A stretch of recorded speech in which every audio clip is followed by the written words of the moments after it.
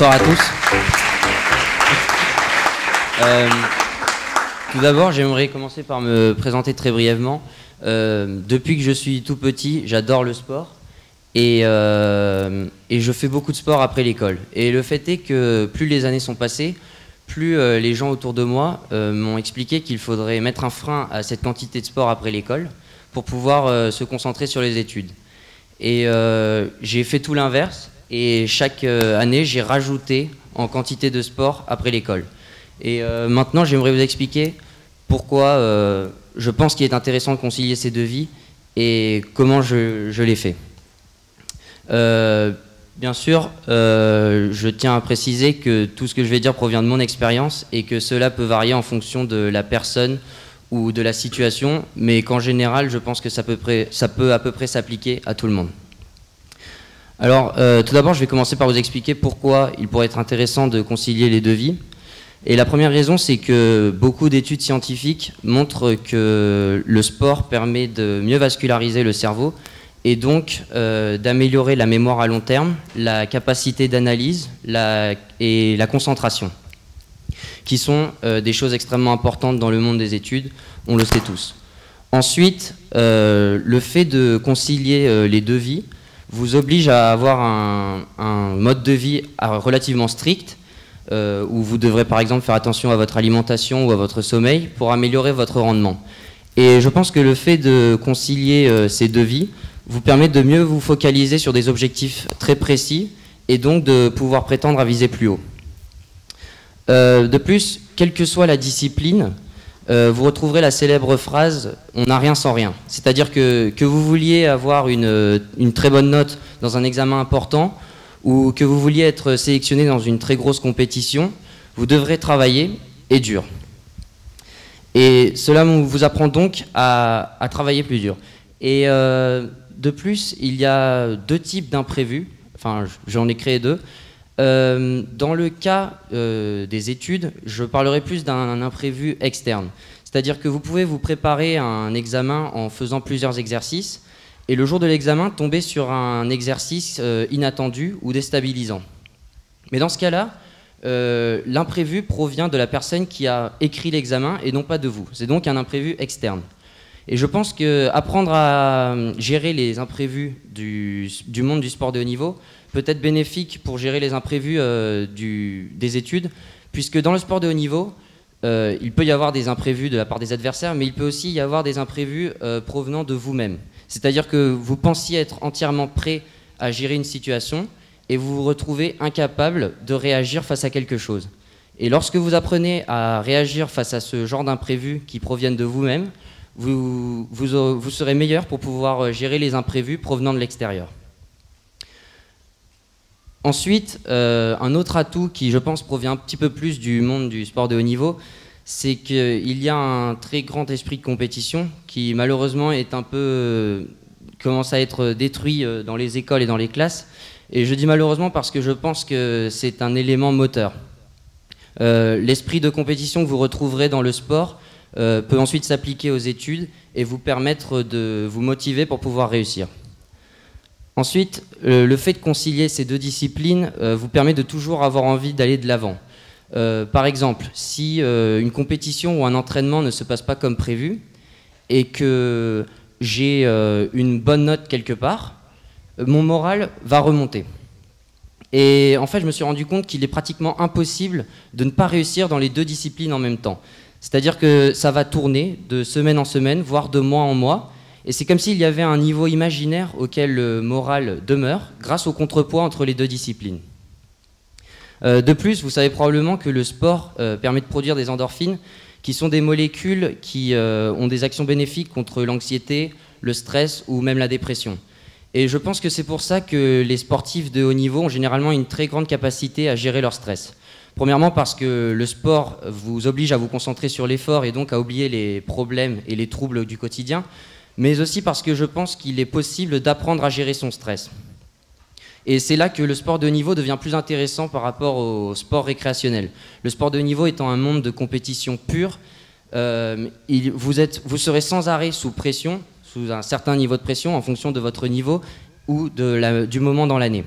Et être sous ce niveau de pression sans arrêt vous finira par vous habituer et vous aurez donc une meilleure capacité pour le gérer.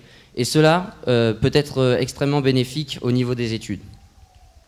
Et puis finalement, comme j'ai déjà dit, le fait de concilier les deux disciplines vous permettra d'avoir un niveau de morale à peu près constant. Et si par exemple je rate un contrôle et que le lendemain je fais une très bonne performance sportive, mon moral remontera et j'aurai à nouveau envie de travailler pour améliorer ma moyenne dans le monde des études. Et on pourrait croire que lorsque quelqu'un échoue dans une des deux disciplines et qu'il réussit dans l'autre, il abandonnera entièrement l'endroit où il a échoué pour pouvoir se concentrer entièrement là où il a réussi. Mais si nous arrivons à prendre les deux objectifs sous un seul et unique objectif, et j'en reparlerai, il est impossible d'abandonner une des deux disciplines. Alors maintenant que je vous ai expliqué pourquoi je pense qu'il est intéressant de concilier les deux disciplines, je vais, à travers quelques règles, vous donner certains conseils pour pouvoir le faire. Et la première, c'est définir ses priorités. Ça me paraît extrêmement important et ça m'a beaucoup aidé. Et ça peut paraître très simple au premier abord, mais c'est un peu plus complexe. Parce que définir ses priorités, ça veut dire savoir dire non à quelque chose. Et par exemple, sortir tard le soir avec des amis, ou alors ne pas aller à un entraînement pour pouvoir travailler. Et je me suis rendu compte que le fait de toujours dire non, dire non, dire non, vous habituera à le faire et vous rendra la tâche beaucoup plus simple lorsque vous devrez le refaire. Ensuite, ne jamais oublier ses objectifs. Et celle-là est liée à celle d'avant, c'est-à-dire que le fait de garder vos objectifs en tête vous rendra la tâche plus facile lorsque vous devrez dire non à quelque chose. De plus, il faut prendre les deux objectifs qui seraient le sport réussir dans le sport. Prenez par exemple l'exemple d'un Kinder, prenez le jouet qui serait réussir dans le sport et le chocolat qui serait réussir dans les études. Au lieu de les voir de façon distincte, il faut pouvoir créer le Kinder et voir ces deux objectifs sous un seul et unique objectif qui serait de réussir dans le sport et dans les études en même temps. Sinon, ce sera quasiment impossible de ne pas en abandonner un. Ensuite, il faut éviter les excuses. Ce qu'il faut comprendre, c'est que ce n'est pas parce que vous vous entraînez tous les jours et que vous êtes fatigué que vous pouvez vous permettre de dire que c'est à cause de ça que vous ne pouvez pas travailler et donc avoir de bonnes notes. Il faut essayer de se mettre dans la peau de quelqu'un de normal de votre classe et vous dire que vous devez travailler autant que lui.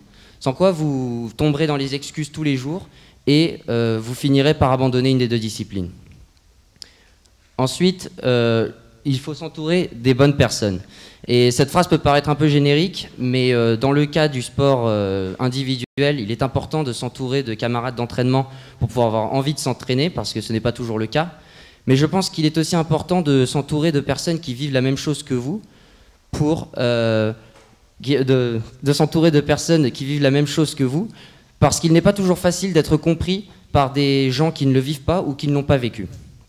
Et puis, dernièrement, il est important de s'entourer de quelqu'un qui puisse être capable de vous rappeler lorsque vous vous écartez trop d'un des deux objectifs. Et puis, prenez votre temps. Si par exemple, vous voulez ajouter un 6e jour d'entraînement alors que vous en aviez déjà 5, faites-le. Et au bout de 2 à 3 semaines, si vous voyez que vous n'arrivez pas à gérer votre emploi du temps, eh bien, retirez-le. Parce que vous aurez déjà créé une connexion, et si vous réessayez au bout de 2 mois, par exemple, vous verrez qu'il sera beaucoup plus simple de le faire et la transition sera beaucoup plus fluide. Et n'oubliez pas ce que vous faites. Même si j'ai dit qu'il était important de se comparer aux gens normaux d'une classe pour ne pas créer d'excuses, je pense quand même que le fait de garder en tête que vous faites 2 choses à la fois peut contribuer à vous motiver beaucoup. Et puis finalement, soyez compétitif partout. C'est-à-dire qu'il ne faut pas juste être compétitif dans une des 2 disciplines, et il vaut mieux être un petit peu moins compétitif dans une des 2 et l'être dans les 2 en même temps. Et je pense vraiment que la compétition est un élément moteur pour réussir. Et puis, je vais aborder 3 chiffres qui me paraissent importants pour réussir à concilier ces deux disciplines. Le premier, c'est 8, qui représente 8 heures de sommeil. Alors, des études montrent que le sommeil est important pour améliorer vos réactions ou votre concentration, Mais ce que l'on ne sait pas forcément, c'est que le sommeil est aussi extrêmement important dans le sport, puisque dormir 8 heures ou plus permet de réduire considérablement les risques de blessures. Il est donc important de beaucoup dormir. Ensuite, 15, qui représente 15 minutes dans une journée. Et vous me direz que 15 minutes dans une journée, ce n'est rien, mais je peux vous assurer que dans une période d'entraînement de charge, où vous vous entraînez 2 heures par jour et où vous n'avez aucune envie de travailler en revenant le soir, le fait d'avoir pris 15 minutes dans votre récréation ou dans un moment de temps libre pour pouvoir travailler ou vous étirer ou faire quelque chose lié à vos objectifs vous sera extrêmement précieux pour ne pas avoir à les utiliser le soir même. Et finalement, le dernier chiffre, 1, c'est 1 point. Et je pense que c'est la différence que vous pouvez vous permettre dans votre moyenne générale lorsque vous ajoutez un 6e jour d'entraînement, par exemple. Lorsque vous ajoutez de l'entraînement, et si vous voyez que votre moyenne générale descend de plus d'1 point, je pense qu'il vaut mieux retirer ce jour. Après, bien sûr, cela peut varier en fonction de la classe et de la moyenne générale de base. Et finalement, j'aimerais attirer votre attention sur le fait que je ne suis pas en train de dire que c'est facile de concilier les deux, mais je pense que c'est une expérience assez enrichissante, puisque ça permet d'améliorer considérablement votre capacité d'organisation et d'adaptation, et aussi parce que ça vous permettra de tester vos limites, non pas physiques, mais plutôt psychologiques et émotionnelles. Et puis, je pense qu'il ne faut pas non plus en avoir peur, puisque personne, bien entendu, ne commencera par 14 heures d'entraînement par semaine, et cela se fera progressivement. Pour moi, il y a vraiment 3 règles qu'il faut garder en tête pour pouvoir réussir, et c'est qu'il ne faut surtout pas laisser un des 2 objectifs de côté. Ensuite, il ne faut pas se fixer des objectifs trop élevés à court terme, parce que sinon vous risquez de tomber dans la désillusion, qui est la 3e chose, et vous perdrez votre motivation. Et donc finalement, je pense que, je conseille à tout le monde d'essayer au moins de concilier les 2 disciplines, puisqu'il n'y a rien à perdre et tout à y gagner, étant donné que le plus souvent, le sport de haut niveau est bien vu dans le supérieur, et que avoir les études à côté du sport vous permet de ne pas être soumis à la pression à laquelle sont soumis de jeunes athlètes qui n'ont pas les études à côté. Et je pense donc que c'est quelque chose de très enrichissant et que ça pourra vous offrir beaucoup plus de choix dans l'avenir. Merci.